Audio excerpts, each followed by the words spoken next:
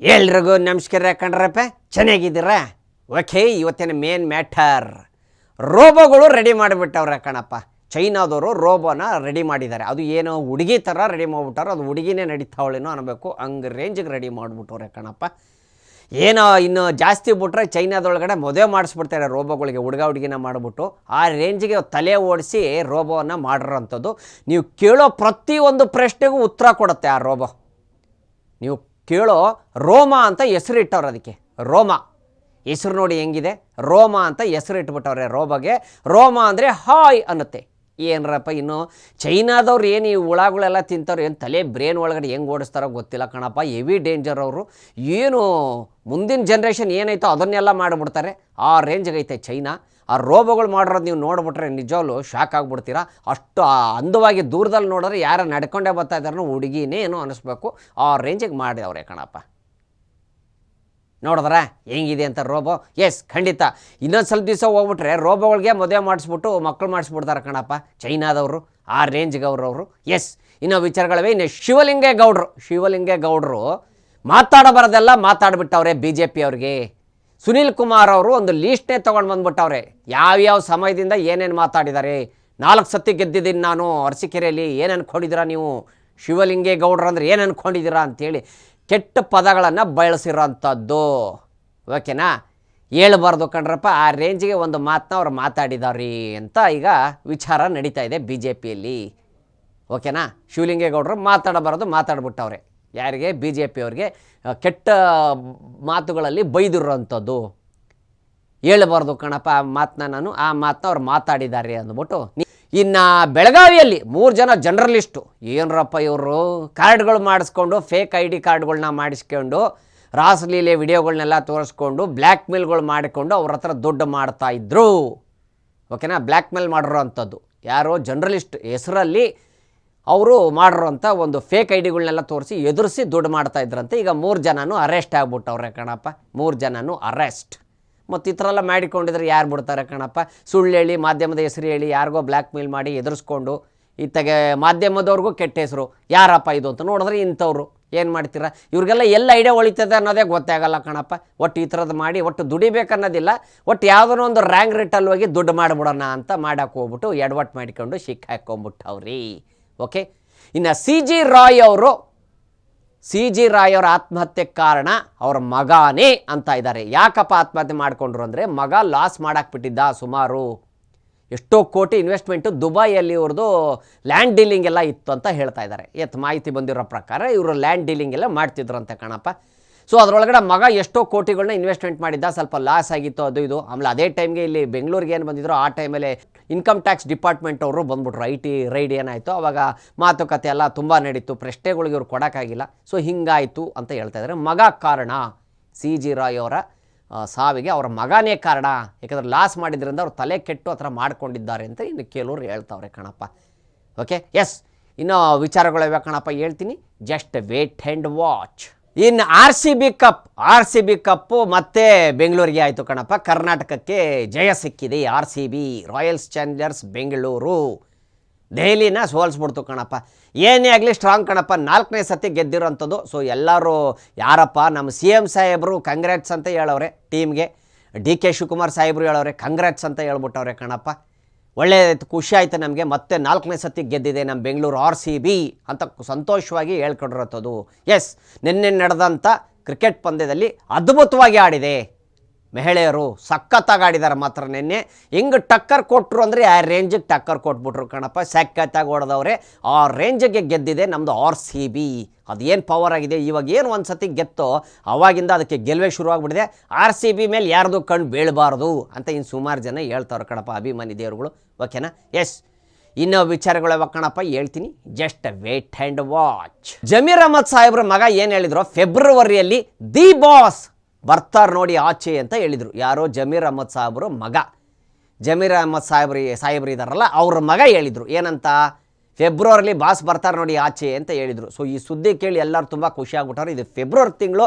So Darshan ಅವ್ರಿಗೆ ಬಿಡುಗಡೆ ಭಾಗ್ಯ ಸಿಗುತ್ತಾ ಹಾಗಾದರೆ ಈ ತಿಂಗಳು ಅಂತ ನಾವು ಕೂಡ ಕಾದು ನೋಡಬೇಕು. ಎಸ್, ಬಿಡುಗಡೆ ಭಾಗ್ಯ ಹಾಗೆ ಆಗುತ್ತೆ ಅಂತ ಕೆಲವು ಅಭಿಮಾನಿಗಳು ಪೂಜೆ ಪುರಸ್ಕಾರ ಅದು ಇದು ಅನ್ನೋದು ಮಾಡೇ ಮಾಡ್ತಾರೆ, ನಿಮಗೆಲ್ಲ ಗೊತ್ತಿರೋ ಪ್ರಕಾರ. ಸೊ ಜಮೀರ್ ಅಹ್ಮದ್ ಸಾಹೇಬ್ರ ಮಗ ಹೇಳಿದರು, ಆ ವಿಡಿಯೋ ಇವಾಗಲೂ ಕೂಡ ವೈರಲ್ ಆಗ್ತಾ ಇದೆ ಕಣಪ್ಪ. ಬಿಡುಗಡೆ ಆಗ್ತಾರೆ ನೋಡಿ ಫೆಬ್ರವರಿ ತಿಂಗಳಲ್ಲಿ ಅಂದರು, ಇದೇ ಫೆಬ್ರವರಿ ತಿಂಗಳು.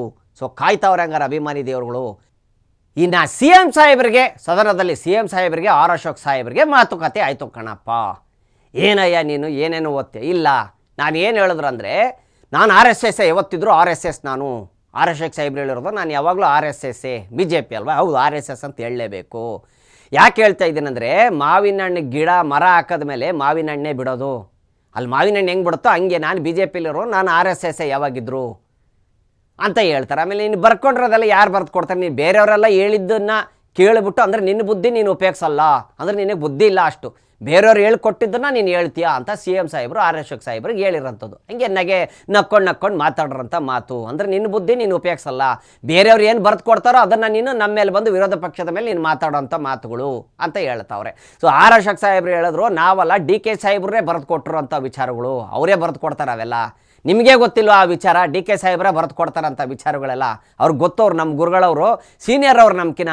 ನಾನು 7 ಸತಿ MLA ಆಗಿದ್ದೀನಿ, 7 ಸತಿ ಗೆದ್ದಿದ್ದೀನಿ ನಾನು ಜನಗಳ ಆಶೀರ್ವಾದದಿಂದ. ಸೊ ಹಿಂಗಾಗಿ ಮಾವಿನ ಮರದಲ್ಲಿ ಮಾವಿನ ಹಣ್ಣೆ ಬಿಡುತ್ತೆ. ನಾನು ಯಾವತ್ತಿದ್ರು RSS ಅಂತೇಳಿ ಆರ್ ಅಶೋಕ್ ಸಾಹೇಬರು CM ಸಾಹೇಬ್ರಿಗೆ ಹೇಳಿರುತ್ತೋ. CM ಸಾಹೇಬ್ರು ನೀನು ಯಾರಾಗಿದ್ದೀರಪ್ಪ ನನಗೇನು ಅಂತ CM ಸಾಹೇಬ್ರು ಅವ್ರು ನಗ್ನಾಗ್ತಾ ಸುಮ್ಮನೆ ಆಗ್ಬಿಟ್ರು ಕಣಪ್ಪ. ಸದನದಲ್ಲಿ ಇವೆಲ್ಲ ನಡೀತಾವೆ ಕಣಪ್ಪ. ಇನ್ನು ಶಿವಲಿಂಗೇಗೌಡರ ಬಗ್ಗೆ ಅಂತೂ ಸುನೀಲ್ ಕುಮಾರ್ ಅವರಂತೂ ತುಂಬ ಹೇಳಿದ್ರು, ಅದೇ ಏನು ಹಿಂಗೆಲ್ಲ ಮಾತಾಡ್ತಾರೆ, ಶಿವಲಿಂಗೇಗೌಡರು ಮಾತಾಡೋ ರೀತಿ ಸರಿ ಇಲ್ಲ, ಕೆಟ್ಟ ಮಾತುಗಳನ್ನ ಬಳಸ್ತಾರೆ ಅವಾಗವಾಗ ಅಂತ ಹೇಳಿದ್ರು. BJP ಅವ್ರಿಗೆ ಬುದ್ಧಿ ಇಲ್ಲ, ಅದು ಇದು ಏನಂದ್ರೆ ಅದು ಮಾತಾಡ್ತಿರೋ ಕೋತಿಗಳು ಅವು ಇವು ಯಾವ ಕರ್ಕೊಂಬಂದ್ರು ಇವಕ್ಕೆ ಹಂಗೆಲ್ಲ ಮಾತಾಡ್ತಾರಲ್ಲ, ಇವರು ಮಾತಾಡೋ ಮಾತು ಸರಿನಾ ಅಂತ ಸುನೀಲ್ ಕುಮಾರ್ ಅವರು BJP MLA ಸುನೀಲ್ ಕುಮಾರ್ ಅವರು ಹೇಳಿರೋಂಥದ್ದು ಕಣಪ್ಪ. ಎಸ್, ಇನ್ನು ವಿಚಾರಗಳಿವೆ ಕಣಪ್ಪ, ಹೇಳ್ತೀನಿ, ಜಸ್ಟ್ ವೇಟ್ ಆ್ಯಂಡ್ ವಾಚ್. ಇನ್ನು ಕಮಲಾಕರ್ ಭಟ್ ಅವರ ಆಡಿಯೋ ಬಿಡುಗಡೆ ಆಗ್ಬಿಡಿದೆ ಕಣಪ್ಪ. ಮಾತಾಡೋದು ಯಾವ್ಯಾವ ಥರ ಮಾತುಗಳು ಗೊತ್ತಲ್ಲ, ಗುರುಜಿ ಯಾವ ಥರ ಮಾತಾಡಬೇಕು, ಭವಿಷ್ಯ ಹೇಳ್ಬೇಕಾದ್ರೆ ಯಾವ ಥರ ಮಾತಾಡ್ತಾರೆ, ಇವತ್ತು ಈ ಗ್ರಹದಲ್ಲಿ ಇದೆ, ಇವತ್ತು ಆ ಗ್ರಹ ಅಲ್ಲಿಗೆ ಬಿಟ್ಟು ಹೋಗುತ್ತದೆ, ಗುರು ಈ ಸ್ಥಾನದಲ್ಲಿ ಬರ್ತಿದ್ದಾನೆ, ಶನಿ ಈ ಸ್ಥಾನದಲ್ಲಿ ಇರ್ತಾನೆ ಅಂತ ಮಾತಾಡೋರು ಎಂಥೆಂಥ ರಾಸಲೀಲೆ ಮಾತುಗಳನ್ನು ಮಾತಾಡಿದ್ದಾರೆ ಆಡಿಯೋದಲ್ಲಿ. ಎಲ್ಲರೂ ಕೇಳಿಸ್ಕೊಂಬಿಟ್ಟವ್ರೆ ಕಣಪ್ಪ, ಎಲ್ಲ ಬಯಲಾಗೋಗ್ಬಿಟ್ಟದೆ ಗುರೂಜಿ ಮಾತಾಡ್ರಂಥ ಮಾತು. Kamalakar Bhat why this voice fully ಒಟ್ ಅಂದಂಗೆ ಹೇಳ್ಬಿಟ್ಟವ್ರೆ ಕಣಪ್ಪ. ನಾವೇನು ಮಾಡೋಕ್ಕಲ್ಲ ಕಣಪ್ಪ, ನೀವು ಮಾತಾಡಿರೋದು ಆಡಿಯೋ ಸಿಕ್ಕದೆ ಬಿಡುಗಡೆ ಆಗದೆ ಎಲ್ಲ ಹೇಳ್ತವ್ರೆ. ಇನ್ನು ಫುಲ್ಲು ಏನು ವಿಡಿಯೋ ವೈರಲ್ ಆಗಿತ್ತು, ಆಂಟಿ ಅಂತ ಹೇಳ್ತವ್ರೆ. ಯಾರು? ಕಮಲಾಕರ್ ಭಟ್ ಅವರ ಏನು ಸ್ನೇಹಿತರಾಗಿದ್ದರು, ವಿಡಿಯೋಗಳೆಲ್ಲ ಮಾಡ್ತಾಯಿದ್ರಂತಪ್ಪ, ರೀಲ್ಸ್ಗಳೆಲ್ಲ ಮಾಡ್ತಾಯಿದ್ರು, ಸಾಕತ್ತಾಗಿ ಮಾಡ್ತಾಯಿದ್ರು ರೀಲ್ಸು. ಸೊ ಏನೋ ಮಾತುಕತೆಯಾಗಿ ಹಂಗೆ ಫ್ರೆಂಡ್ಶಿಪ್ ಆಗಿ, ಆ ಫ್ರೆಂಡ್ಶಿಪ್ಪಿಂದ ಫುಲ್ಲು ಇಲ್ಲಿವರೆಗೂ ಬಂದು ಇವತ್ತು ಒಳಗೋಗೋವರೆಗೂ ಆಗ್ಬಿಟ್ಟದೆ, ಪರ್ರಪ್ಪಾಗ್ರ ಜೇರ್ಗೆ ಹೋಗೋವರೆಗೂ ಆಗ್ಬಿಟ್ಟದೆ ಸವಾಸ. ಓಕೆನಾ? ಏನು ಮಾಡೋಕ್ಕಾಗಲ್ಲ ಕಣಪ್ಪ, ಯಾರು ಹೆಂಗೆ ಏನು ಎತ್ತ ಅಂತ ಹೇಳೋಕ್ಕಾಗಲ್ಲ, ಈಗಿನ ಕಾಲನೇ ಹಂಗೆ ಆಗ್ಬಿಡೋದೆ ಕಣಪ್ಪ, ಅಲ್ವೇನ್ರಪ್ಪ? ಎಸ್, ಇನ್ನು ವಿಚಾರಗಳು ಕಣಪ್ಪ ಹೇಳ್ತೀನಿ, ಜಸ್ಟ್ ವೇಟ್ ಆ್ಯಂಡ್ ವಾಚ್. ಇನ್ನೊಂದು ಸುದ್ದಿ ಕಣಪ್ಪ, ಇನ್ನು IPS ಅಧಿಕಾರಿಗಳಿಗೆಲ್ಲ ವರ್ಗಾವಣೆ ಮಾಡ್ತಾವ್ರಂತ್ರಿ, ಟ್ರಾನ್ಸ್ಫರ್. ಎಲ್ಲಿಂದ ಯಾವ ಊರಿಗೆ ಎಲ್ಲಿ ಮಾಡ್ತಾರೆ ಏನೋ ಗೊತ್ತಿಲ್ಲ. ಚಣ್ಣಣ್ಣವರು ಅವರೇ ಅದ್ರೊಳಗಡೆ, ಅವ್ರನ್ನೂ ಕೂಡ IPS ಅಧಿಕಾರಿ ಯಾರಾಗಿದ್ರು ಅವ್ರಿಗೂ ಕೂಡ ಟ್ರಾನ್ಸ್ಫರ್ ಆಗ್ತಾಯಿದೆ. ಎಲ್ಲ ಆಗ್ತಾಯಿದ್ದಾರೆ ಏನೋ ಗೊತ್ತಿಲ್ಲ, ಯಾವ ಪೋಸ್ಟ್ಗೆ ಆಗ್ತಾರೆ ಏನಂತ ಗೊತ್ತಿಲ್ಲ. ಒಟ್ಟು ಈ ಥರ ವರ್ಗಾವಣೆ ಇವಾಗಲೂ ಶುರು ಆಗಿದೆ, ಮತ್ತೆ ಅದು ನಿಲ್ತಾ ಇಲ್ಲ. ಒಟ್ಟು ಯಾಕೆ ಹಿಂಗೆ ವರ್ಗಾವಣೆ ಆಗ್ತಾಯಿದೆ ಅಂತ ಇನ್ನು ಕೆಲವರು ಮಾತುಗಳನ್ನ ಮಾತಾಡ್ತಾವ್ರೆ ಕಣಪ್ಪ. IPS ಅಧಿಕಾರಿಗಳನ್ನ ಟ್ರಾನ್ಸ್ಫರ್ ಆ ಕಡೆಯಿಂದ ಈ ಊರಿಂದ ಆ ಊರಿಗೆ ಎತ್ತಾಕು, ಇದೆಲ್ಲ ಜ್ಞಾಪಿಸ್ಕೊಡೋಕೆ ನಮ್ಮ CBI ಶಂಕರ್ ನಾಯ್ಕ್ ಅವ್ರ ಸಿನಿಮಾ ಜ್ಞಾಪಕ ಬರುತ್ತೆ ಕಣಪ್ಪ. ಯಾವಾಗಲೂ ನನ್ನ ಜೊತೆ ಒಂದು ಜೊತೆ ಬಟ್ಟೆ ಯಾವಾಗಲೂ ಇದ್ದೇ ಇರುತ್ತೆ, ನಾನು ಯಾವ ಊರಿಗೆ ಕಳಿಸೋದ್ರು ಹೋಗೋಕೆ ರೆಡಿ ಅಂತಾರಲ್ಲ, ಹಂಗೆ ಇಲ್ಲೂ ಪೊಲೀಸ್ ಆಫೀಸರ್ಗಳು ರೆಡಿಯಾಗಿರಬೇಕು ಕರ್ನಾಟಕದಲ್ಲಿ. ಓಕೆನಾ? ಈ ಊರು ಆ ಊರು ಬಿಸಿಲೈತೆ ನೆರಳೈತೆ ನೀರು ಬರ್ತೈತೆ ಏನಿಲ್ಲ, ಒಟ್ಟು ಅಲ್ಲಿ ಹೋಗು ಅಷ್ಟೇ, ಫಿನಿಶ್. ಇದೊಂದೀಗ ಆಗ್ಬಿಟ್ಟದೆ, ಶುರು ಹತ್ಕೊಂಡ್ಬಿಟ್ಟದೆ ಕರ್ನಾಟಕದಲ್ಲಿ IPS ಅಧಿಕಾರಿಗಳಿಗೆ ವರ್ಗಾವಣೆ. ಓಕೆ, ಎಸ್, ಇನ್ನು ವಿಚಾರಗಳು ಕಣಪ್ಪ ಹೇಳ್ತೀನಿ, ಜಸ್ಟ್ ವೇಟ್ ಆ್ಯಂಡ್ ವಾಚ್. ಇನ್ನು ಪ್ರಿಯಾಂಕ ಖರ್ಗೆ ಸಾಹೇಬ್ರು ಹೇಳಿರೋದು, ಸರ್ದಾರ್ ವಲ್ಲಭಾಯ್ ಪಟೇಲ್ ಅವ್ರ ಹೆಸರನ್ನ ತೆಗೆದು ಸ್ಟೇಡಿಯಮಲ್ಲಿ, ಕ್ರಿಕೆಟ್ ಸ್ಟೇಡಿಯಮಲ್ಲಿ ಅವ್ರ ಹೆಸರು ಹಾಕೊಂಡಿದಾರಲ್ಲ ಮೋದಿ ಅಂತ, ಇದು ಸರಿನಾ? ಸಿಲೆಬಸ್ ಬುಕ್ಸ್ಗಳು ಚೇಂಜ್ ಮಾಡ್ತಾ ಇದ್ದಾರೆ, ಇತಿಹಾಸ ಗೊತ್ತಿಲ್ಲ, ಏನೂ ಗೊತ್ತಿಲ್ಲ. ಮೋದಿಯವ್ರು ಒಟ್ಟು ಏನು ಬರೀ ಬದಲಾಯಿಸೋದೇ ಇವ್ರದ್ದು ಕೆಲಸ, ಬುಕ್ಕುಗಳನ್ನೇ ಬದಲಾಯಿಸ್ತಾ ಇದ್ದಾರೆ, ಇತಿಹಾಸ ಗೊತ್ತಿಲ್ಲ, ಏನೂ ಗೊತ್ತಿಲ್ಲ, ಬುಕ್ಕುಗಳಲ್ಲಿ ಬರೋ ಪಾಠಗಳನ್ನೆಲ್ಲ ಬದಲಾಯಿಸ್ತಾ ಇದ್ದಾರೆ ಅಂತ ಹೇಳಿರೋಂಥ ವಿಚಾರ ಕಣಪ್ಪ. ಪ್ರಿಯಾಂಕ ಖರ್ಗೆ ಸಾಹೇಬರು ಮೋದಿಯವ್ರ ಮೇಲೆ ಹೇಳಿರೋಂಥದ್ದು. ಎಸ್, ಇನ್ನೂ ವಿಚಾರಗಳು ಯಾವ ಕಣಪ್ಪ? Yes, just wait and watch. ಇನ್ನೊಂದು ವಿಚಾರ ಕಣಪ್ಪ, ಪಾಕಿಸ್ತಾನದವರು ಭಾರತದ ಜೊತೆ ಕ್ರಿಕೆಟ್ ಆಡೋಕ್ಕೆ ಎದುರ್ತಾವ್ರಿ, ನಾವು ಬರೋಲ್ಲ ಅಂತ ಹೇಳ್ತಾವ್ರೆ. ಕಾರಣ ಏನು ಅಂತ ಕೇಳಿದ್ರೆ, ಬಾಂಗ್ಲಾದೇಶಕ್ಕೆ ಏನು ತೊಂದರೆ ಆಯಿತೋ ಭಾರತದವರಿಂದ ತೊಂದರೆ ಆಗಿದೆ, ಅದಕ್ಕೆ ನಾವು ಆಡಲ್ಲ. ನಮ್ಮ ಸ್ನೇಹಿತರ ಜೊತೆ ಇವರು ವೈರಿತನ ಮಾಡ್ಕೊಂಡಿದ್ದಾರೆ. ವೈರಿತನ ಅಂದರೆ ಪಾಕಿಸ್ತಾನದವ್ರ ದೋಸ್ತು, ಜಿಗ್ರಿ ದೋಸ್ತು, ಚಡ್ಡಿ ದೋಸ್ತು ಬಾಂಗ್ಲಾದೇಶ್ ಅಂತ ಹೇಳ್ಬೋದು ಕಣಪ್ಪ. ಯಾಕಂದರೆ ಕಿವಿಯಲ್ಲಿ ತುಂಬಿದ್ಯಾರು, ವೈರಿ ಮಾಡಿದ್ಯಾರು ಭಾರತ ದೇಶಕ್ಕೆ? ಬಾಂಗ್ಲಾದೇಶದವ್ರನ್ನ ಪಾಕಿಸ್ತಾನದವ್ರು ಹಾಕಿಕೊಟ್ಟು ಹೇಳ್ಬಾರ್ದನ್ನೆಲ್ಲ ಹೇಳಿ ಮಾಡಿದ್ರು. ಅದು ನಿಜ ಅಲ್ವಾ? ನ್ಯಾಯ ಕರೆಕ್ಟಾಗಿದೆ. ಏನು, ಭಾರತದವರು ಕರೆಕ್ಟಾಗೆ ನಾವಿದ್ದೀವಿ, ನೀವು ಸರಿಯಾಗಿದ್ದೀರಾ ಅಂತ ನೋಡ್ಕೊಳ್ಳಿ ಅಂತ ಹೇಳ್ತಾರಂಥದ್ದು. ನಾವು ಕರೆಕ್ಟಾಗಿ ಇರ್ತೀವಿ ಭಾರತದವರು. ಕಿರಿಕ್ ತೆಗೆಯೋದು ಯಾರು? ಪಾಕಿಸ್ತಾನದವ್ರು. ಟೆರರಿಸ್ಟ್ಗಳನ್ನ ಕಳಿಸೋದು ಯಾರು? ಪಾಕಿಸ್ತಾನದವರು.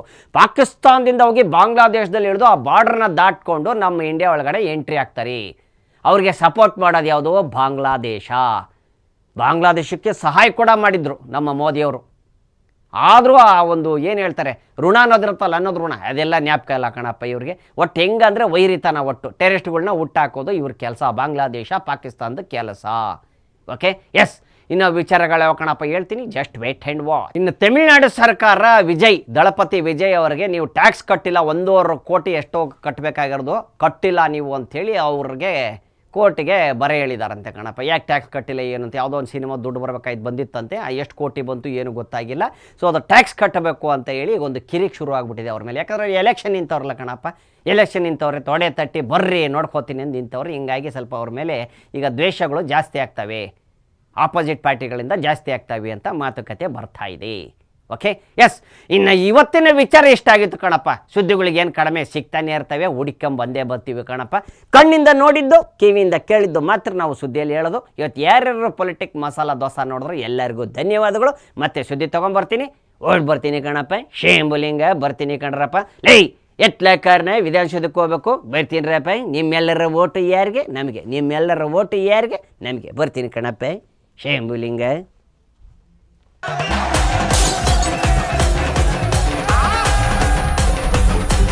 ಕ್ಷಣ ಕ್ಷಣದ ಸುದ್ದಿಗಳಿಗಾಗಿ ಫ್ರೀಡಂ ಟಿವಿ ಸಬ್ಸ್ಕ್ರೈಬ್ ಮಾಡಿ, ಲೈಕ್ ಮಾಡಿ ಹಾಗೂ ಫಾಲೋ ಮಾಡಿ.